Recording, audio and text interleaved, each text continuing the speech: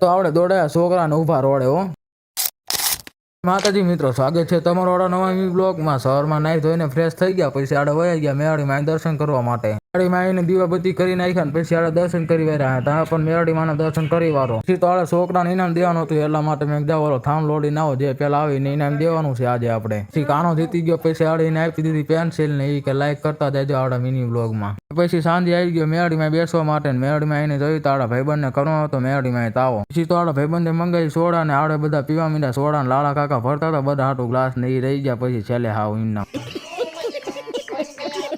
પછી મેરડીમાં થઈ ગયો તાવો પૂરો ને પછી આડે લઈ લીધી મેરડીમાં તાવાની પ્રસાદી. પછી પડી ગયો બીજો દિવસ ને સવારમાં નાહી ધોઈને ફ્રેશ થઈ ગયા. પછી આડે વહી ગયા મેરડીમાં દર્શન કરવા માટે. સવારમાં દીવાબત્તી કરીને દર્શન કરી આવ્યા. તમે પણ દર્શન કરી લો મેરડીમાંના. અને પછી આ જવાનું તો હનુમાન દાદા ને આ તો મારા ખંભા પર બેસી ગયા, હેઠ ના હોતો તો હેઠ ઉતરણ ગાવતા દાંત કાઢે બેઠા બેઠા. પછી આવી ગયો હનુમાન દાદાના મંદિર, કારણ કે ત્યાં નાખવાનું હતું આડું બાયણું, કારણ કે બાયણું તૈયાર થઈ ગયું એટલા માટે આડે બાયણું નાખ. પછી વરસાદ જેવું વાતાવરણ હતું એટલા માટે આડા ઘર પાસે પાણીની ટાંકી છે તો આડા ટાંકી ઉપર ચડી ગયા. મસ્તી કરવાનો નજારો આવતો હતો આડા વઢવાનો. પછી હનુમાન દાદાના મંદિરે આવીને જોયું તો આ બાર કાઢતો હતો, કારણ કે બાર ખડકા ફીટ નતા છે એટલા માટે. દરવાજો પણ ફીટ નતો થતો એટલા માટે બાર કાઢતો. અને પછી આવી ગયો ભાઈ બેસવા માટે. નાના બ્લોગમાં આલું જ મળીએ બીજા બ્લોગમાં, એટલા માટે જય માતાજી.